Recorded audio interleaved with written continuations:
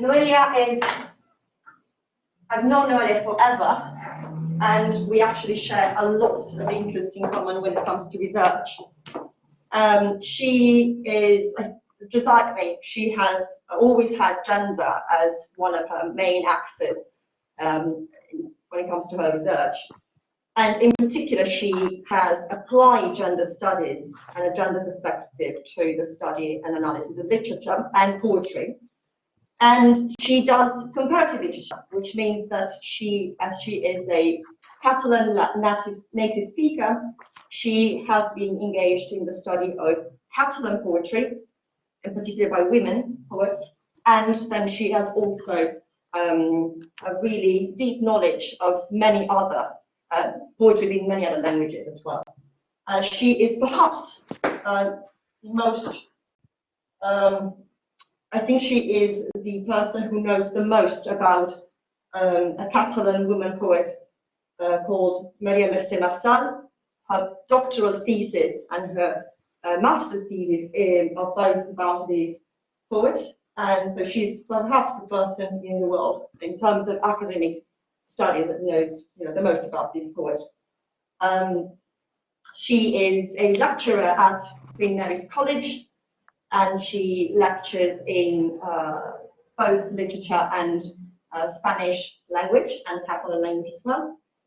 And well, Noelia, I think I'm going to leave the floor to you. So let's start. Hello, everyone. Thank you very much, Amaya, for your kind words. I have to say I do not recognize myself in those words, so I suppose that that's me, maybe. The PowerPoint seems to be uploading still, because can you see it?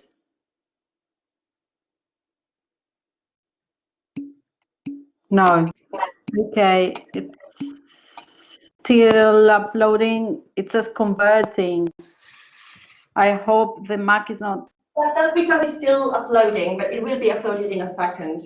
Sorry, I just forgot to say something very important, that Noelia is actually, I think perhaps the word that describes her identity the best is she's an artist, she's a poet herself, and she has published her poetry, she has translated, she usually originally writes in Catalan, but she's translated to English and even Spanish many other poems, and she is now working on publishing other collections, and she often performs in poetical events and reads her poems. So sorry, that was a very important bit of information that I forgot to mention. Thank you so much. That again, I should say that. I should say that I do not recognize myself on these words, but thank you so much. And thank you to the organizers again for inviting me to be here with you. I am honored, honestly, to participate in this illuminating symposium. Thank you for your patience and for listening. I know I'm well aware that this is the last talk of the day. So please bear with me, and I thank you also very much for being here. The question while the PowerPoint is converting into something, these are the surprises of the virtual scene, right? We all try to convert and become something, but we are not quite sure what.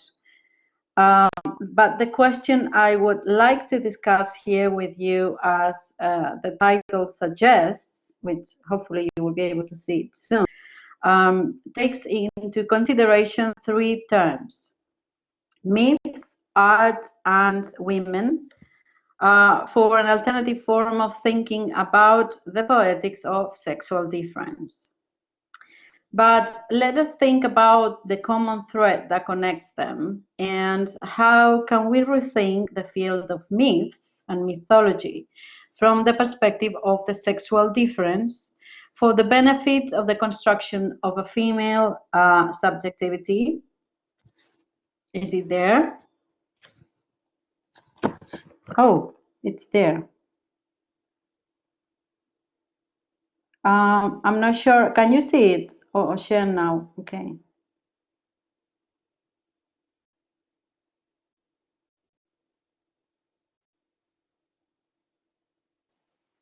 just going to help you. Maybe Valenka could. Oh, right, it's right here. Oh, I think. Well, hopefully you can see it. So as I was, great. Thank you, Ainhoa. Thank you. Good. Technical problem solved. Anyway, so we need to think about the common thread that connects them and how can we rethink the field of myths from the perspective of the sexual difference, particularly for the benefit of the construction of a female subjectivity, but not only that, as well for the prosperity of the arts and the development of new ways of thinking about the human. The use of myths, and in particular the ancient Greek mythology, is very much linked to poetry, and also it becomes an intrinsic part in the field of philosophy too. But let us start by a very specific form of philosophy called écriture féminine that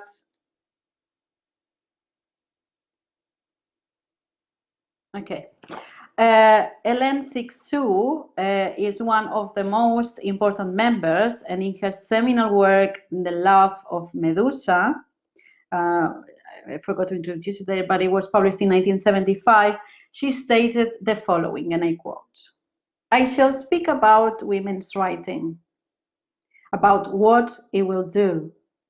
Woman must write herself, must write about women and bring women to writing, from which they've been driven away as violently as from their bodies, for the same reasons, by the same law, with the same fatal goal.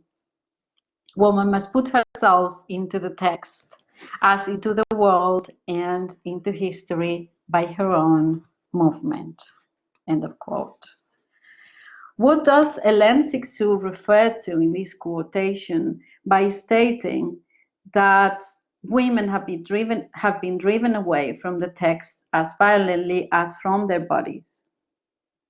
And more importantly, how can we as women artists, poets, teachers, painters, musicians do to bring women to the world and history?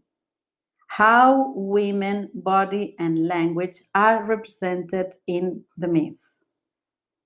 If we are to undertake such questions, we do consider that there has been a voluntary action that has removed the female subject from responsibilities of their own actions.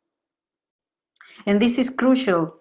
It is essential, first, to understand what is the interaction of women with history, and second, to undertake the agency and relocate her own subjectivity.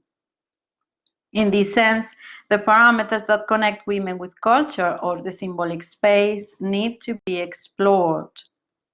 And it is in this sense as well that ancient Greek myths allow us to return to the root of the Western civilization, where the category of woman was constructed.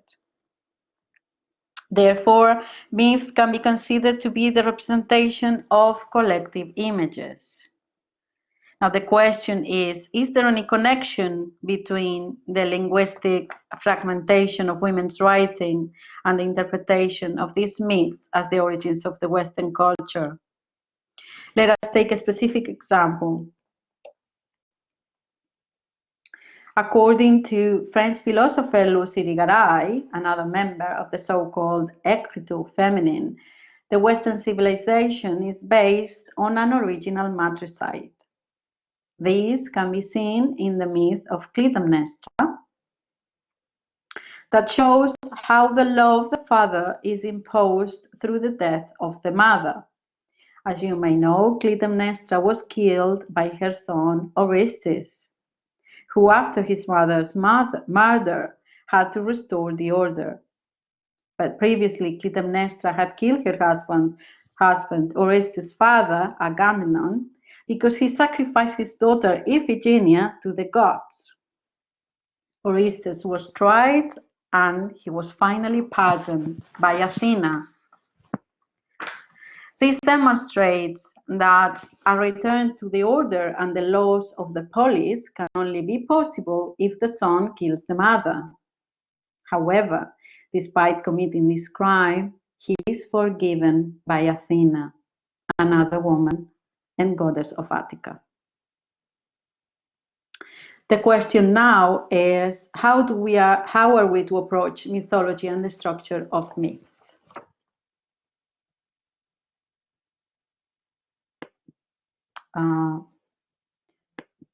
Okay. Okay, it's going too far. Let's go backward. In her book, Women in Ancient Greece, the historian Sue Blundell sees the study of myths as particularly important in investigating the mechanisms whereby meanings are brought together in order to shape a specific understanding of women from the male perspective. And I quote, "These stories can help to reveal to us the response that women experience by men living in a patriarchal society. What makes myth a very different source from, say, a philosophical treatise on the duties of a wife is the fantasy element. Through myth, we can reach the unconscious rather than the logically argued notions which men entertained about women.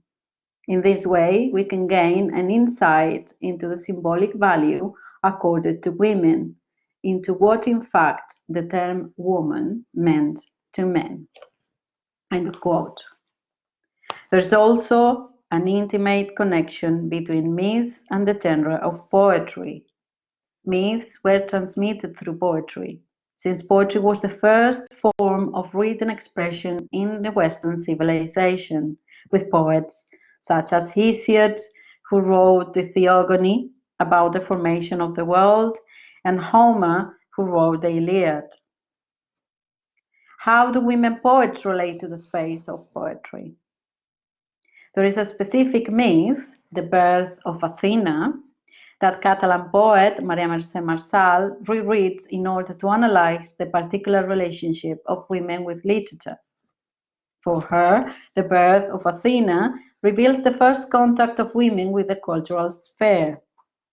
The poet herself confessed to being fascinated by this myth. Athena's birth represents the first encounter of women with culture and the arena of knowledge.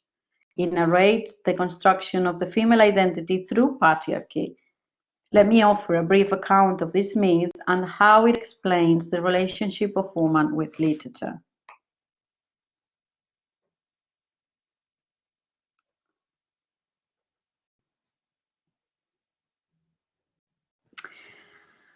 Metis was the first wife of Zeus, and when she was pregnant with Athena, Zeus swallowed her whole in order to assume her power.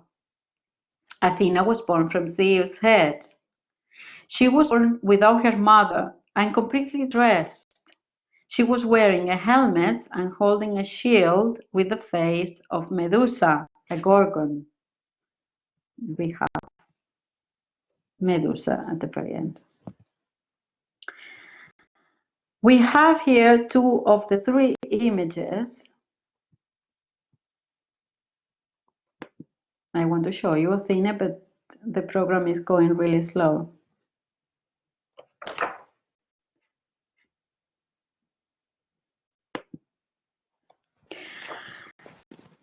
There you have Athena and the Gorgon.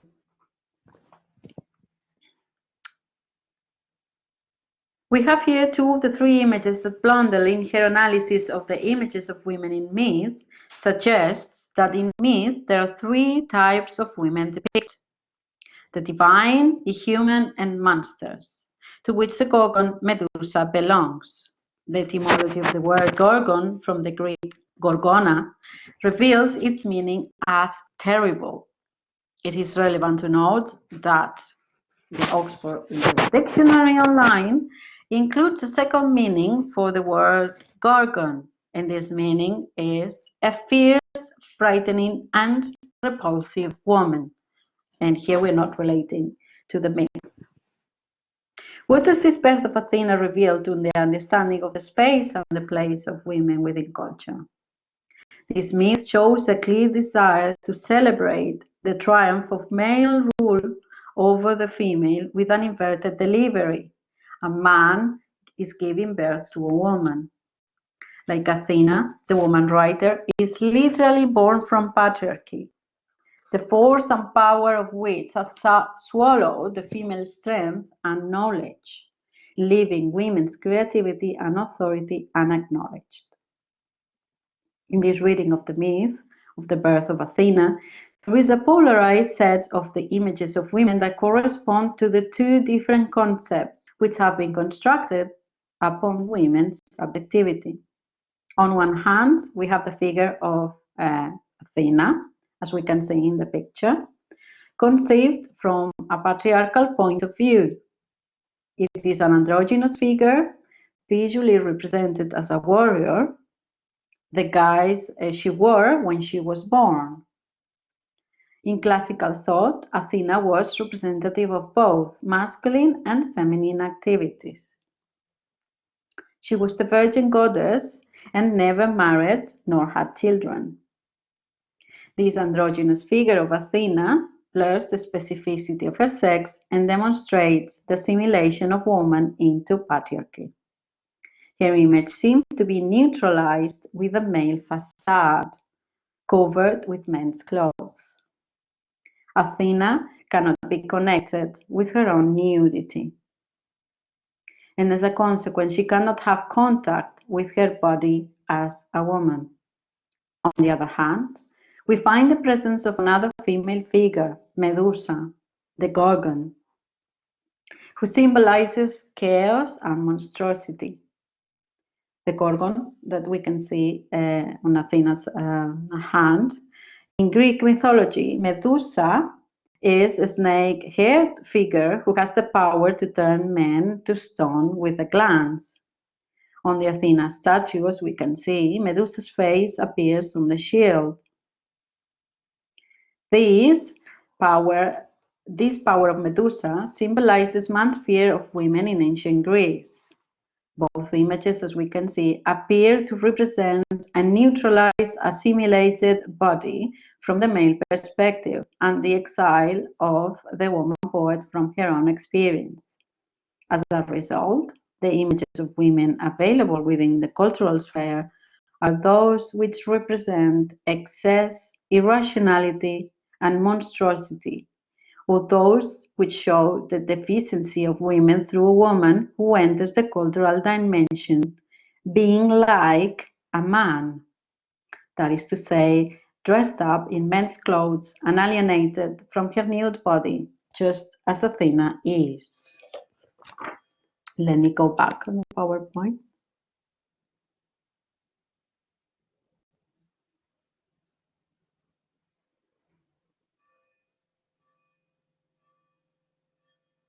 Yes. If the woman poet is born from patriarchy from a man's head, what can she do in order to restore the meaning of her actions as valid and the sense of her time as part of the symbolic?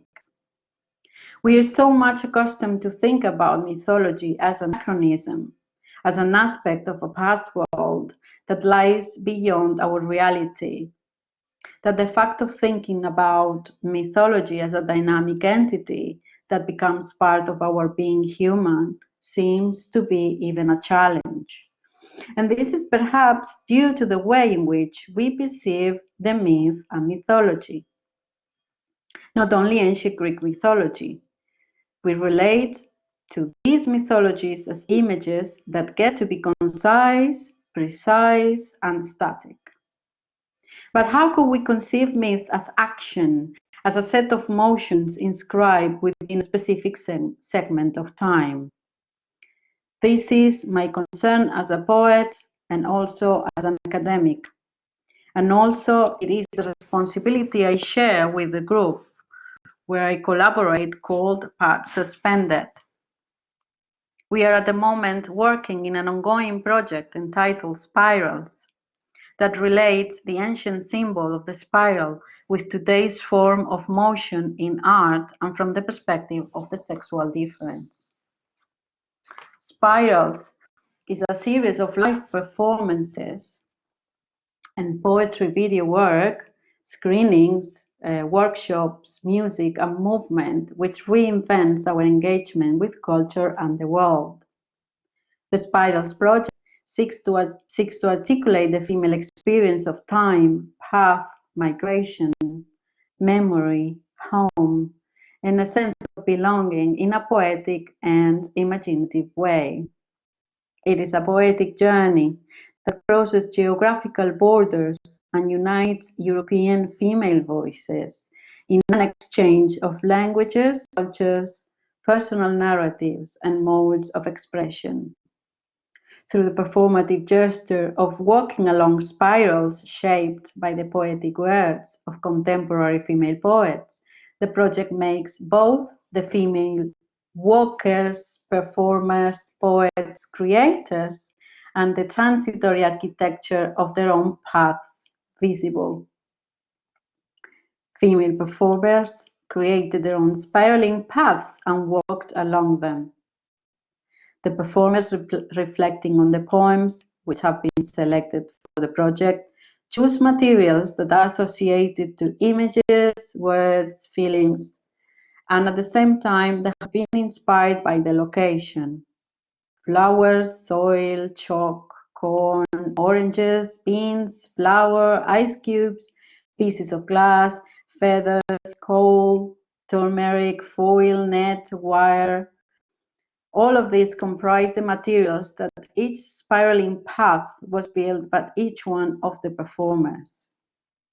A series of spirals winding in towards the center or winding out towards the outer space were created, inviting the performers to inhabit them and walk along them.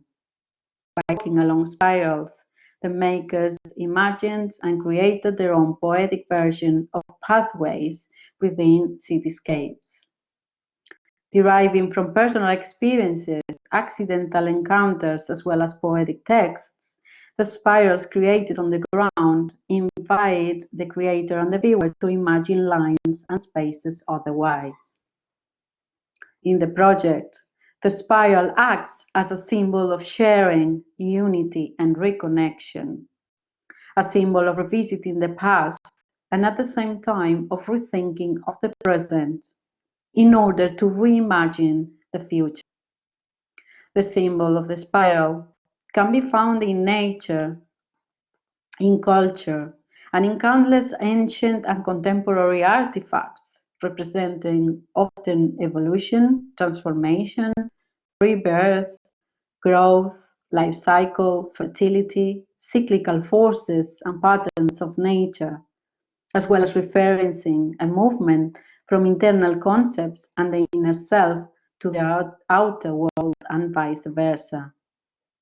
The spiraling walk, adopted in the project, acts as a sign of becoming, transforming, and awareness. It challenges the idea of productive linear time as well as the sense of linear progress. The Spirals project employs leftover spaces in Europe where interventions and spatial performative gestures based on the symbol of the spiral are filmed. And in this sense, the group has employed locations in different cities around Europe, like London, Barcelona, Belgrade, Coventry, Athens. Each of these cities is the home, temporary or permanent, of the female poets whose poetry is heard throughout the performative gesture. Our poems are related to the notion of home, migration, memory, femininity, mythology, place, and love. Space cannot be experienced as an homogeneous entity, seen from one point perspective, but it is the product of stories, of processes, past and present, which call us to imagine the future. It is a synthesis of stories and roots whose their endless combinations and versions confirm that, I quote, "the world is not ready-made for life to occupy. Ways of life are not therefore determined in advance as routes to be followed, but have continually to be worked out anew, end of quote.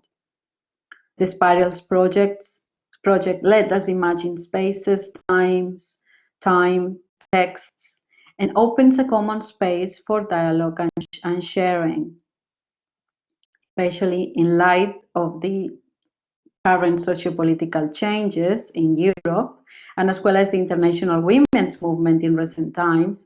Spirals creates a network of women who are able to challenge preconceptions in regard to space and contribute to the rereading and rewriting of culture. There you have in the PowerPoint is one of the images that we used in the project.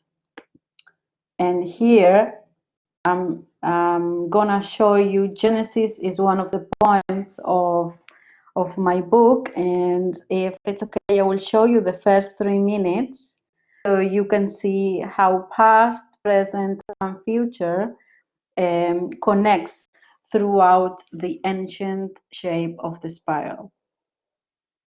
And I hope it works. Sorry, I'm going to interject. I think you need to share your screen in order for the link to work. Oh, I see. Okay. Yeah. So just look for the video on YouTube and then share the screen. Like a sharing screen. Yes, there's one of the the purple button to the left, where if you click on that, it says share content. One of the options is share video, share screen, or otherwise, yeah. Otherwise, Belen can do it for you. She can probably just copy and paste that address. If you and then she can look, or you can look. Where shall I have the video here? Where shall I copy it and paste? So if the video is already. Can I share? In the chat. Yes, Belen. Sorry, I cannot share her camera. Can I?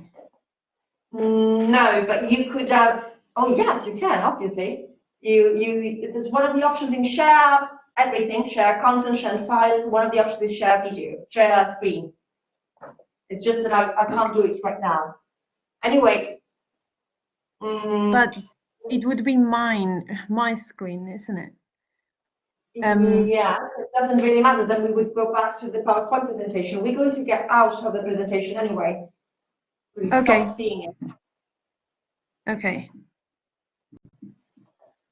Mm-hmm.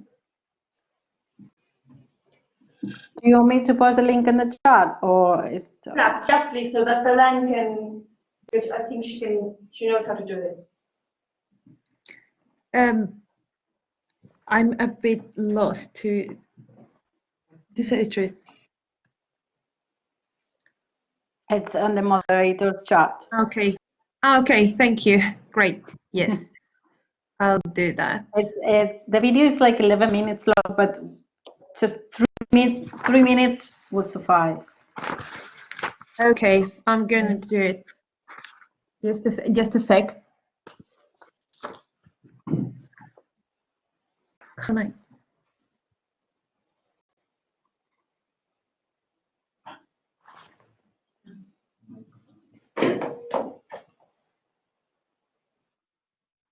Just a second. I'm just trying to. Oh, no. It's not working.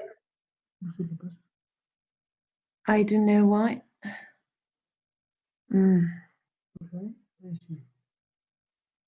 No, I'm sorry. I cannot share my screen. Apparently, I don't know why. Amaya, you are moderator too. If you can just try.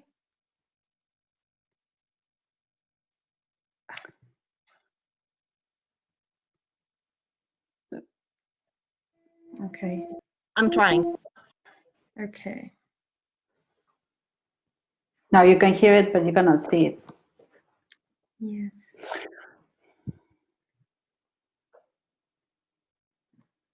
Yes, the problem is that I click on share screen and nothing happens.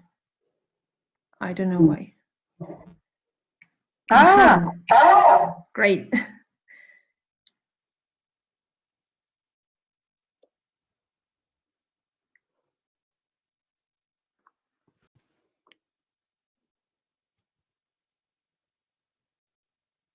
We cannot hear it. Fine.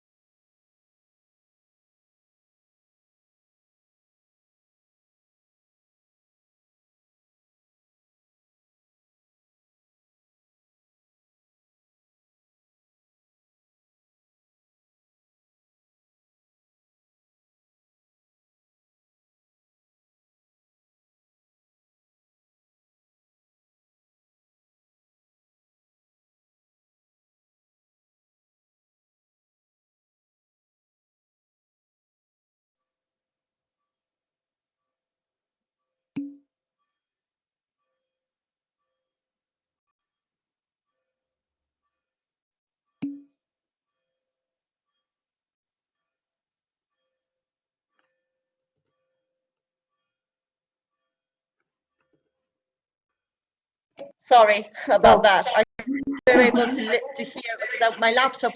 Oh my God. No worries. Thank you so much. Thank you so much for trying it.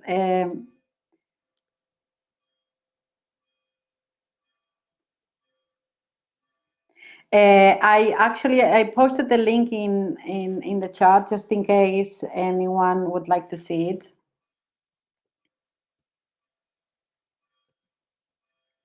Or you can actually go to Barsuspended and .com and you will find it there. Can you hear me? I'm not sure now if audio is on. Yes, we can hear you. Ah, okay. I couldn't hear a thing, and I was like wondering, maybe I'm just on my own here. Well, you couldn't hear the music, but the music is also part of the performance as well. and it also goes in cycles. The music, the setting, the performers, and the performance in itself on the videos were based on the poems. The first poem that you have there is Genesis. It's a very short poem from the book called Time is a Snake with Sweet Honey Venom. And I've put you here the other 4 poems that are part of the project in case anyone would like to have a look. Second is Thirst. I'm going to go to the conclusions in no time. And this is Exitu. And this is the return that, as you can see, it also has the epigraph to Hera, one of the other goddesses. And just to conclude, I like to say, we as women poets, and in the conclusion, I'm going to be actually committing almost like a crime and include myself in there, or any person, any woman that writes is what is included in this week. That writes, that creates, that paints, that actually undertakes any kind of action in the public sphere. We as women poets do not accept those prescriptive images and our desire to go beyond existing meanings and symbols. And this leads us to search for new references. In this sense, spirals, the poems, the movements of our bodies, the images become the battlefield, the space where we confront our own experience against the images of the myths. The woman poet fluctuates between our position, between us as a position of women and our production as writers on an ongoing spiral conversation, fluctuating between Athena and Medusa, walking, writing, painting, creating within the space of the father and using his own laws. The woman poet neither accepts nor does she remains in silence. The fact that she decides to write breaks the space of silence, and spatiality and temporality interact in this process of transgression from woman to writer. The discordance we find between our physical being and our conceptual being formed through the myths is reflected in the poems, in the actions of our art.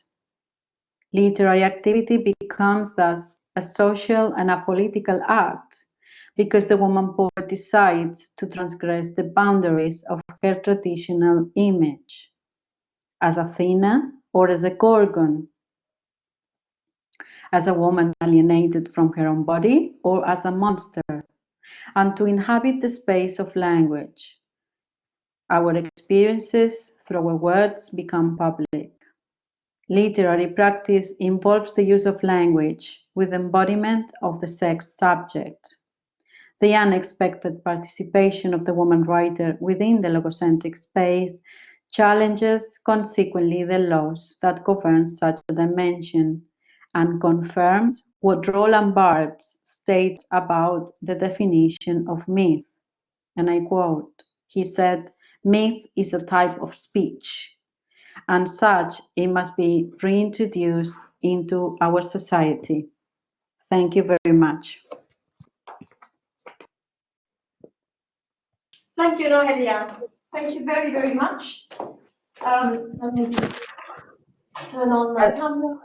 As you could hear, I raised many questions that I hope we can discuss about and talk about. I think, well, it shouldn't be me beginning. So if there are any questions, otherwise I would just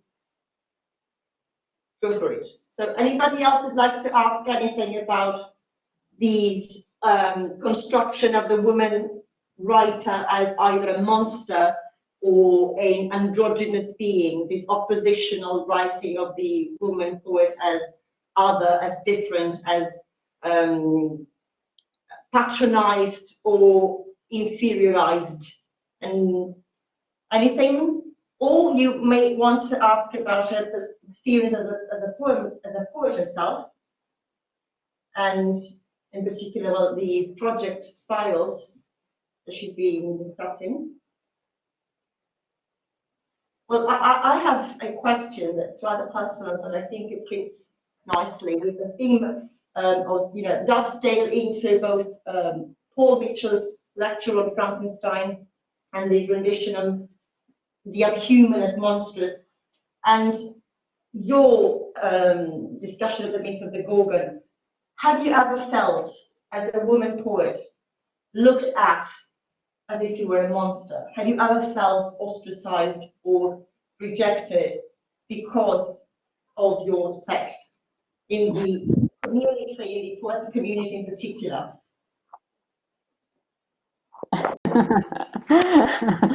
That's a very good question. And unfortunately, the answer is yes. Yes, and not only me personally, but many of other fellow colleagues, other fellow female poets have actually felt like, for example, in a very banal form, like, for example, normally you're put to read the last, and you're not given enough time or as much time as your other male counterparts, or in some other very subtle and almost invisible ways of, being considered or being treated differently as a monster, as a monster, some kind of terrible creature. No, not in this sense, but as this other, this fragile other, yes. I think that the time has passed when it was very overt. I mean, the rendition, the perception of the woman writer as affine/overt. I think we have passed that era, at least in the Western world. There are other ways in which voices can be silenced or can be lessened. But I was also going to ask you, because you work with many women from many different backgrounds. We have mentioned the fact that we have this woman with a capital W as the collective image of this one idea, right? This ideal idea of womanhood. But what about women with, small font W's? What about their experience as women that come from very different ethnicities, different countries? What about their experience? Because after all, even though you're not British, so you are a foreigner in England, but you are white. So what about people who come from other ethnicities that can become more, perhaps, visibly other-sized, if that makes sense? Yes, yes, absolutely. We are actually opening up the Spirals project, and towards this kind of, I don't know, as you named it, as with the small W, with the small W. The actually capitalized W does not refer to the way that we understand a woman as such, which in itself, it is a question nowadays, especially after the renaming and the relabeling of subjectivities. It is how we have been conceived, with a capital, W and all included in there, regardless of ethnicities or social classes or countries, etc., etc. As per the Spiral project itself, we were opening up the scope, because this project started as a response to Brexit. And you know that Brexit in the United Kingdom, Brexit, it refers exclusively to Europe. And but this project is becoming bigger and bigger and bigger, and we are extending. Our next collaboration would be with a group called Queer Art Projects, and we will be doing an installation online.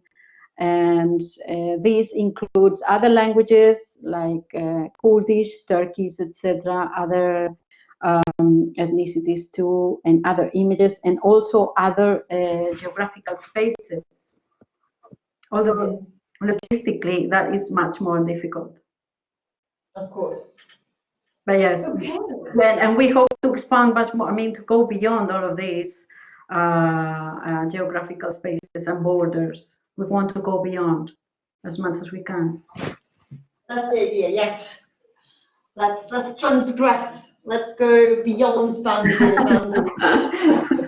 Okay, so, well, thank you very much for being here, and to my students who are here in the flesh. I'm sorry you had to come all over, just to look at somebody on the street, but to everybody else, I think this was a very good, this was actually have people from all over the place just in one digital space, and otherwise this wouldn't have happened. So despite the fact that the screen is it's a very post-human, not very friendly, not very warm space, it's still a space for sharing. So thank you very much to everyone for being here. Thank you to Belen, thank you to Noelia, and thank you Sorry, so Amaya. much for having me. It's been a great pleasure.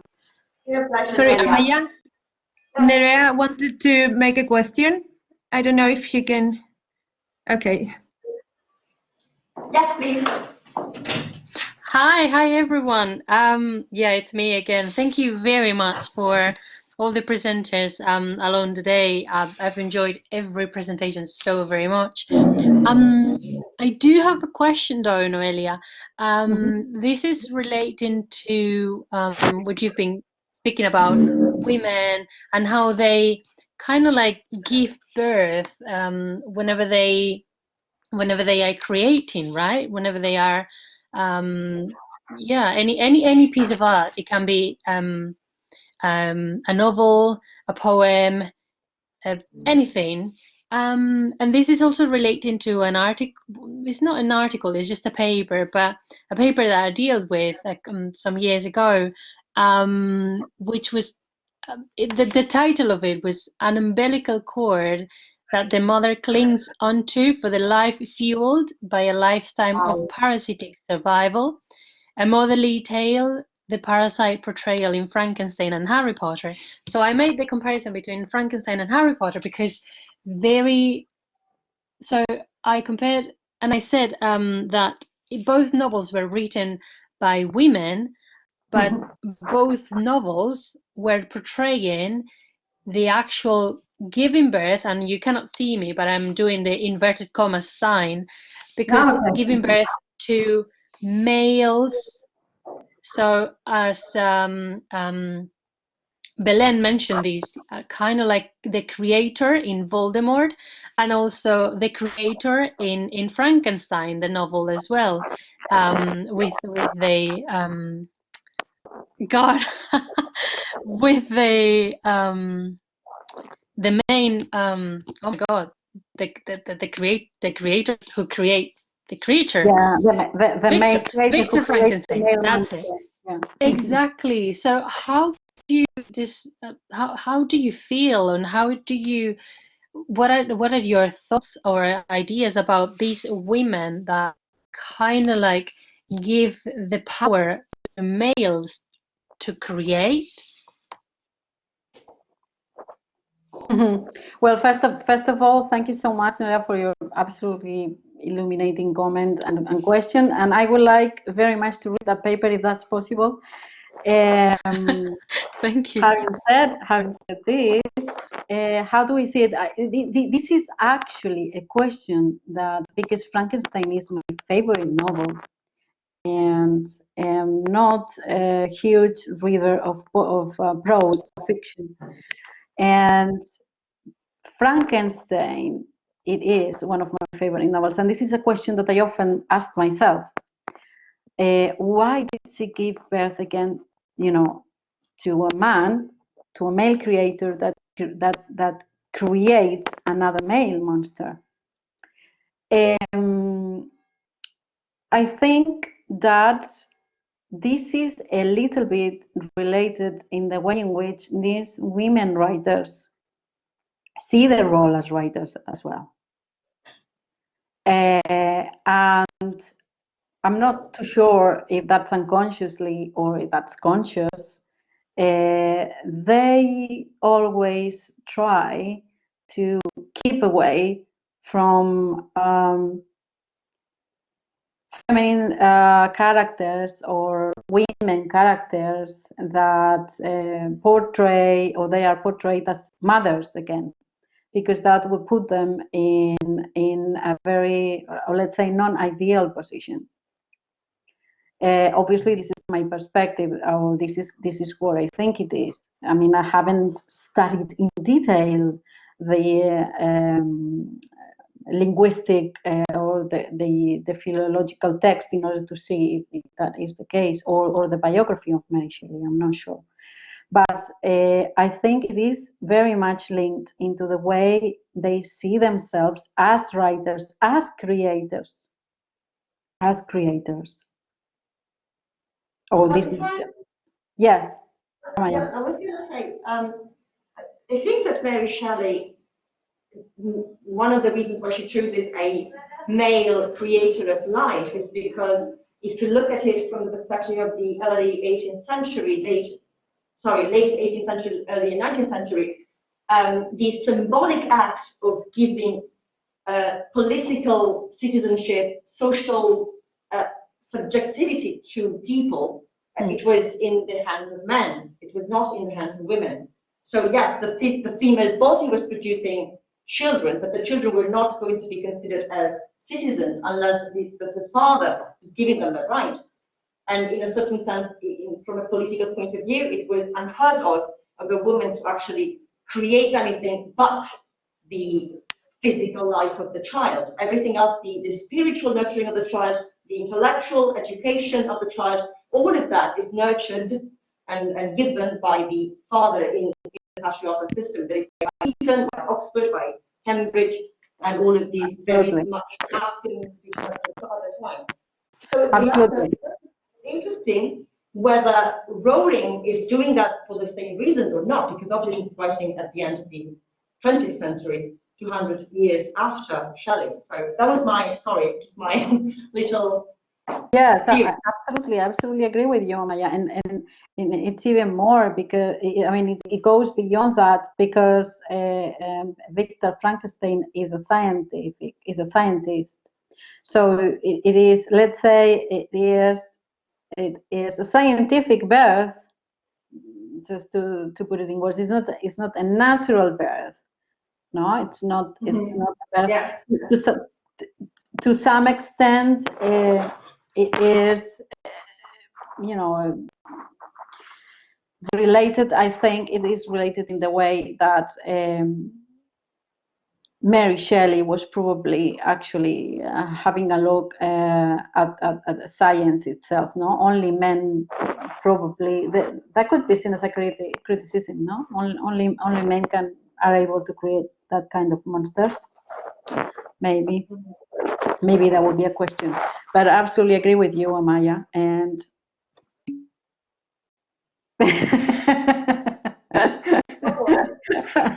I'm actually checking the chat and some interesting. Okay, maybe Mary Shelley's because of the exclusion of women.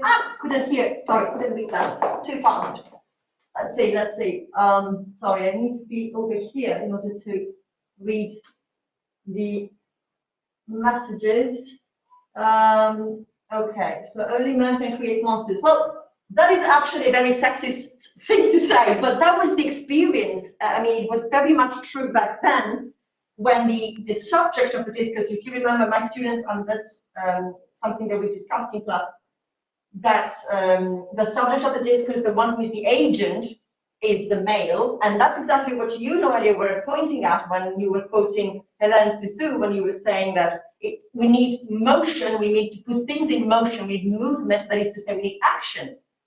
So Nayara said, maybe I'm sure criticizing the spirit of women is in society by portraying its devastating consequences. Of course, absolutely. Absolutely, Nayara, I agree.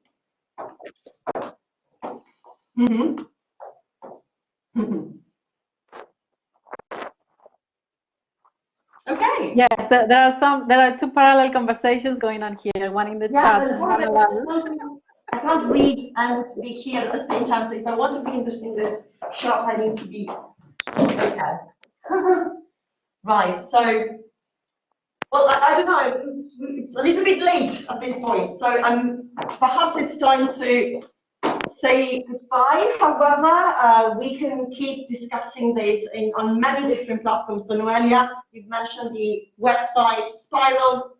Sorry, could you please type the website in the chat? So if anyone is interested in exploring more of the project, and if you also want to see performances of yours, I think that on your Facebook page you have shared often recorded the performances of your poems, I think, or is that set on private?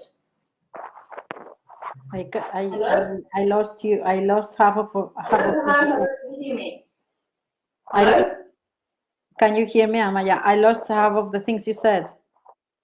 Sorry, I was asking you to type in the name, the address of the Spiral project, the website, and also if you have any performances of yours, of your poems, you recite of your poems that are available online, you might also want to share the links to those. Otherwise, you can also share your email address, so if anybody is interested, we can just reconvene in other platforms, so via email or maybe Facebook, YouTube, and the like. So no problem. We are now going to say goodbye and to conclude this conference on Myth and the Arts. Thank you very much to all of you for coming here, for being here. Thank you, Belen, for moderating. Thank you, Noelia, and goodbye. Thank you so much for having me. It was a real pleasure.